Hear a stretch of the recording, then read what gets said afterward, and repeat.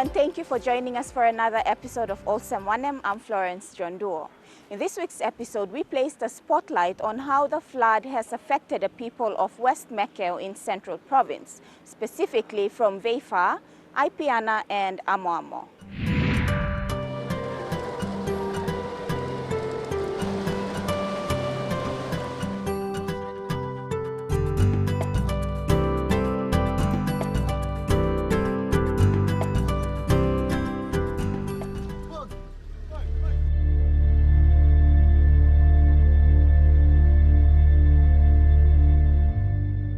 Earlier this year, the people of West Mekeo were severely hit by flood. Their lives came to a standstill as they watched the floods destroy their livelihood. The Olsem Wanem team visited the villages that were affected, and these are their stories they've shared with us to share with you.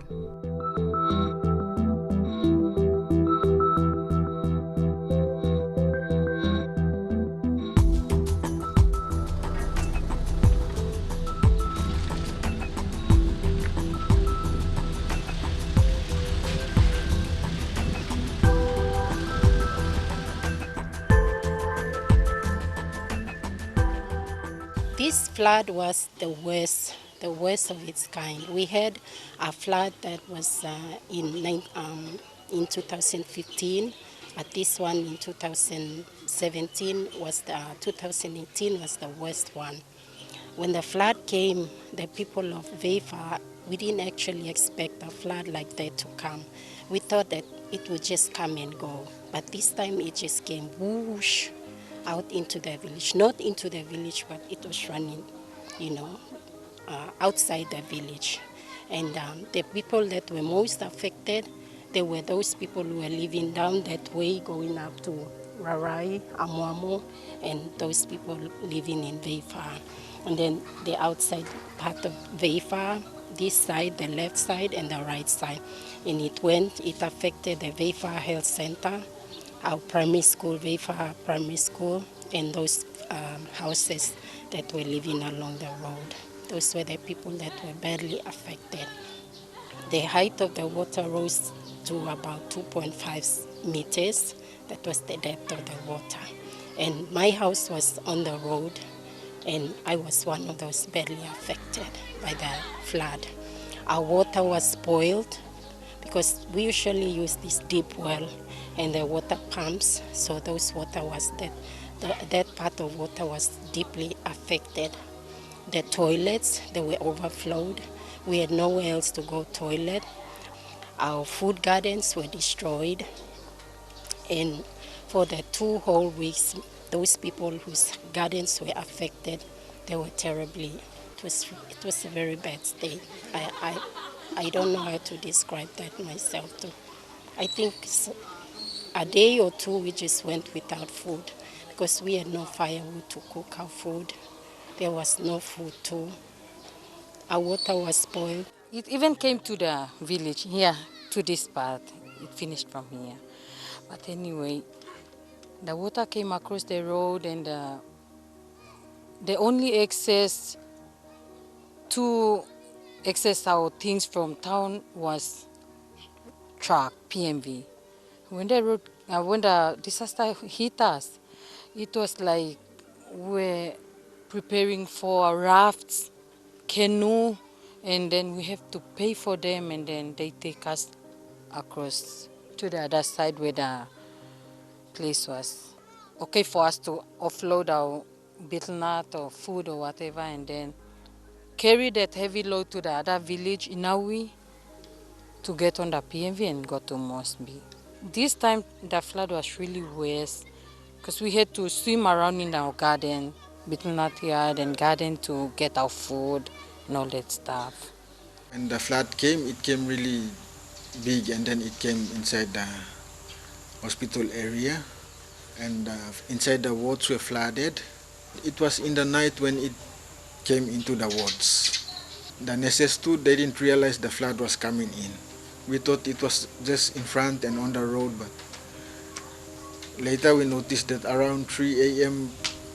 while we are trying to give our injections, 4 o'clock treatments during that time, we were working inside the water inside the hospital. So we have to evacuate our patients to the higher places where the water didn't reach them. So we moved them to the sick room where the staffs and the CHW training students, the sick room. So we have to move the patients there. The recent place that I'm standing, it came as far as the chest level of flood.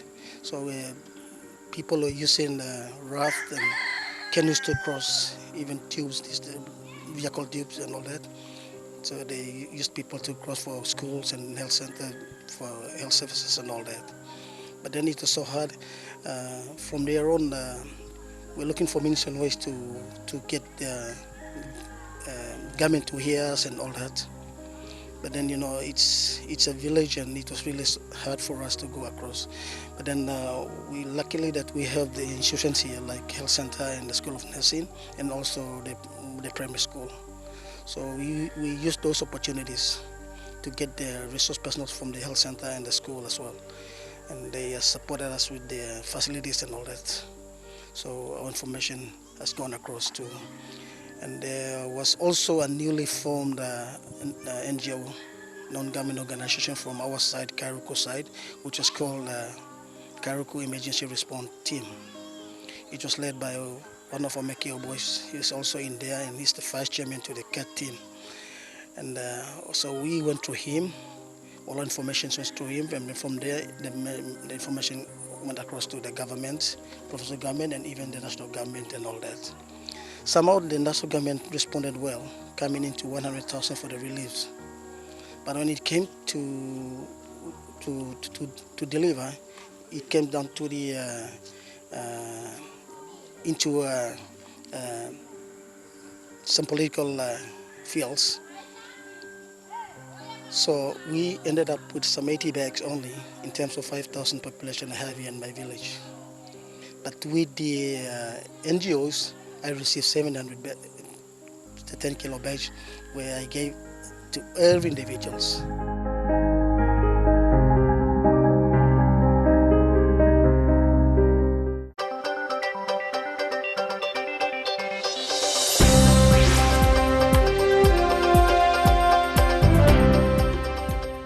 Welcome back to the program. When the flood struck the people of West Mekeo, the people stood together and gave a helping hand when needed.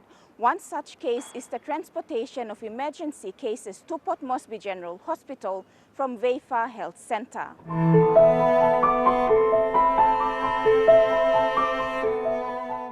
During the flood period, the health personnel did their best to help patients with assistance from students of St. Jared's CHW School. During the flood, our health center was really affected. Also, we were low on drugs.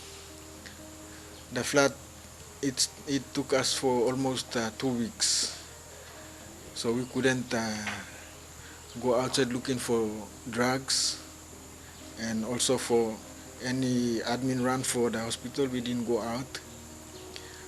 So we have to try our best to still manage the hospital, treating our patients daily, delivering in the deliveries too. We did them in the flood. We stood in the water delivering the mothers. We took around almost 8 mothers in the flood, delivered them in the flood. We were standing in the flood and delivered them. And emergencies, we referred 3 to 4 patients during the flood. So we prepared the emergency kit. I came ask the principal if she could help us with some students, the CHW training students, to help us carry the patient to the nearest village, which is Sinawi village, so we can transport the patient into Moresby. So we got the patient we carried him all the way into the flood. The road we were going through was, the vehicles were coming through, and the flood was at our chest level, and other parts were very deep. We had to use a small canoe to transport that patient. At least it transported the patient to the shallow area, and then we have to carry the patient all the way to the higher ground where in our village, the nearest, and then the ambulance came to our aid there. So that's what we did to transport our patients by carrying them to the nearest place. The students had a first hands-on experience in how to respond to an emergency whilst assisting to transport patients who were referred to Port Moresby General Hospital from Veifa'a Health Centre. So in order to get the students on an emergency, we made them do escorts for patients. Within that flood period, there were patients to be referred to Port Moresby General Hospital. So students became the carriers. They carried patients on the stretchers. When they went to the deeper area of floods, they made rafts out of bamboos, out of banana trees, and then they put a stretcher on the raft, and they swam pushing the raft across to the deeper areas, and they pushed it all the way to where the ambulance could pick up. So that was what the students were doing because the lecture programs were disrupted by flood. For the students, they stepped in and helped in the hospital by carrying patients if the patients are referred to the next hospital or health center. Students help to carry the patient or carry patients on the bed to the other side, the other village where the ambulance can come and pick the patient and refer the patient. The people also expressed that relief supplies did not reach them on time. The relief supply didn't come in time. It was actually the flood went down and people were, they got up and they were moving around, and then maybe after a week later, the relief supplies came. But then, by then, people were already sick and tired of waiting for the relief supply. And in fact, that made them a bit frustrated. And they said, where are our members, where are our governors? They should be the one, helping us in this time of disaster and all that. And where are they? We voted them into the government, and where are they? Where are they that they should be out here seeing us going through all this suffering, and they are not here. They should come out of their comfort zones and see what we are going through. So we didn't get the relief supplies on time. For me as a councillor now, I can find out that there is a very corrupt deal going on within the government system. Because when the supply comes, it doesn't come straight to our village. It has been distributed somewhere there along the line. So it doesn't reach our village people. And then I know when I submit my report back to the rightful people who are sending those things down, my report will be right. So I think maybe of that situation that makes them to steal from us. That means they are pulling out some of our supplies coming back to our village.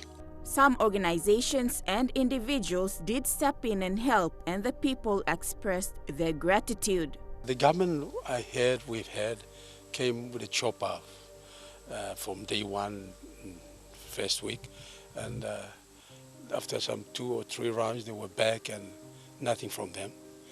And then there came some organization called CARET, Kairoku Emergency Response Team, and that was the first time for such a group to respond to such an emergency like this. So we really took care to be the real emergency kind of organization who responds very quickly, to be around. Yes, we know with the government agency, government representatives, which did step into assistance some way, one way or the other, through them. But really and truly it was CARET that people knew around here when they came around to assist with the food stuff and other stuff. And of course, we had the Red Cross people who came around too.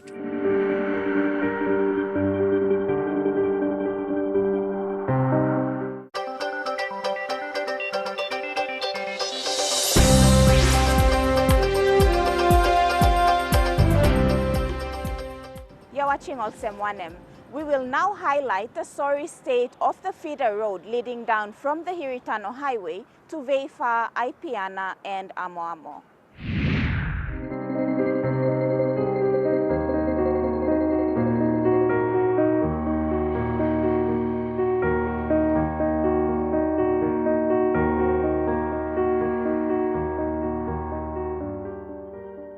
Road accessibility is a struggle for many remote villages throughout Papua New Guinea. The feeder road leading from the Hiritano Highway down to Veifa'a, Aipeana, Amoamo, just to name a few, needs urgent attention from authorities responsible. For years, the people have been braving the weight on their heads and shoulders and have been questioning if their elected leaders are aware of their struggles. For our road access, it's terrible. That road you pass through on the way here, it has been like that year in, year out, year in, year out. And the people have already given up hope in their government. We vote in our government, the next government comes, nothing happens. And that road is there forever and ever. I don't know when it's going to change. The people don't want to talk about that village anymore. They're already tired of it. But the men don't want to talk about it, but as for us women, we carry betel nut bags all the way, that farm, big betel nut bags from here to that village. They call it the members village. They call it Y City, but it's actually called Inawe village. They carry it there, and the vehicles there, the PMVs are there. They load the vehicle, they load the betel nuts onto the PMV, and then they go into Moresby. And then they come back, they have to carry their cargo on their heads. They come to our villages. It's all the way from Veifa'a, Amoamo, and the village going down that way. So our road there, I don't know why we vote every 5 years come, we vote we pick our new members, like member for Central Province, governor for Central Province, and member for Kairuku. I don't know why we bother voting. Chief Louis from Veifa'a Village further questioned where the District Services Improvement Program funds or DSIP funds are going to. That's a chief concern. Where is the 10 million going? That 10 million is for us, for our people, and the voters that we vote because of the development, road developments, hospital, health developments, education developments, and also forth. And that's why we're speaking strongly on this side, where all this money going to. Because it is this road that I'm standing to, it is here for almost 15 years now, not upgraded. And money, the government is receiving, our members are receiving money, our presidents are receiving money. But why they can't do the road? They can't fix the road. The road here condition is an ongoing kind of problem to us.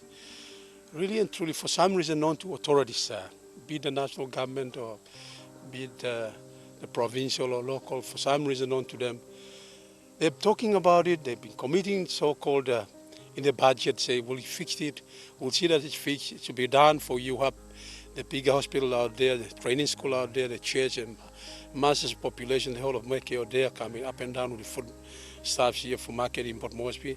We'll see. Never. It's never been done. For some reason known to them alone. So really, we don't know if somebody yet to confirm and affirm when somebody in the authority, the rightful people with the rightful money for the right people here, the Mekeo, West Mekeo for that matter, to come fix this road. Otherwise, this is the life we're going through. The feeder road being highlighted here connects some very important institutions, such as the St. Jared's Community Health Workers Training School and the Veifa'a Health Centre. There are times when students from the CHW training school have to sacrifice their studies to work on the road. Looking at the road, this is not the first time the road has been like this. It's every year when the wet season comes, we have to struggle to get things across, to bring services. And we have to stop the program, normal program like lectures and placements for the students, to get the students out to manpower to fix the road. We collect stones along the highway, and that's all from the students, and they fill in the potholes to try and make it better for the vehicles to bring in food, fuel, anything to help the school running until it's dry season, and then we are a little bit okay. But then, it's wet and dry all the time, so difficulties are faced always. Students became the laborers, I should say, laborers, because because of the school vehicle goes in and out to Moresby, bringing food for them and bringing students out to go for their placements. So I made them work on the road. They go to collect stones on the roads, pick up stones, fill the back vehicle with a load of stones. They come in. When you came along and saw those areas, deeper areas, that is where the students have been doing that for already past 5 years. Students have been working on that road so that our vehicles could able to pass through to the main road and then to Moresby, or to bring them to where their placements would be.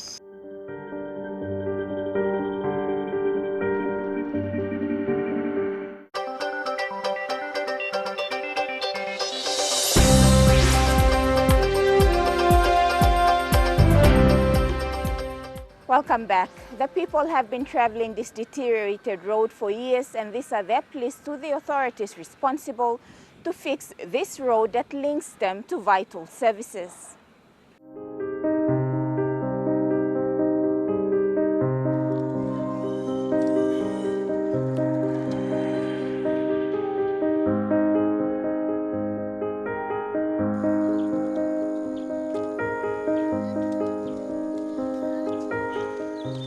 The people have been facing these road struggles for years, and it has come to a point where there is no more fight left in them to continue on pleading for a better road access. However, they remain optimistic and hope their pleas will soon be heard. My plea to our member and our national government that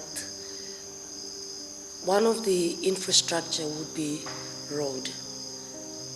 I ask the government if they could make one of their priorities as road infrastructure, so that linking from the main highway to the school. And it's very, very important because of the condition of the road, our vehicles. I have 3 school vehicles and they've been on the repair all the time. If the government could recognize this as one of the #1 priorities, because we have the training school here, and this training school is highly recommended everywhere in the health department. They say St. Jared's is one of the best schools because it produces a lot of graduates who are performing very well out there, and that's the reason why every time we graduate our students, we have organizations, we have private health clinics calling for us to send our students for them to be employed. And that's the reason why I'd like to speak to the authorities through the media, that if they could consider this institution as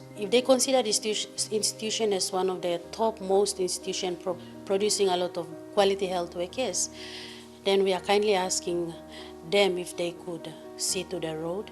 We have the old feeder road, that is the government one. The one we are coming through is the customary land. But the government one is there, and if they could see to that and fix the road, and this problem will be solved once and for all. In the school, our tutors and our principal, the school is okay. They taught us very well. But for the services, the road, we need the road to be fixed so that the track may be okay. Like now our tracks are not good because of the road. Our principal used to use the money to buy the vehicle parts because of the road.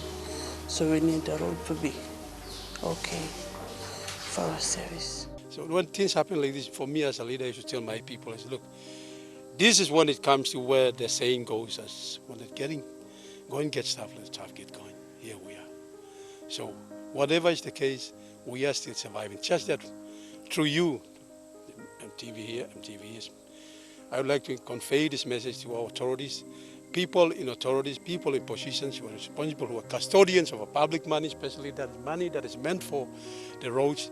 Please have some heart for the people of Mekeo, people of West Mekeo, and be our saviors. To save us, meaning to fix the road. This is a lifeline. And that's all we have time for on this week's episode. Until next week, if you have any stories or comments you would like to share with us, please send us an email via the address now showing on your screen or visit our Olsem Wanem Facebook page. Until next week, I'm Florence John Duo. On behalf of the entire Olsem Wanem team, thank you for watching and have a pleasant evening.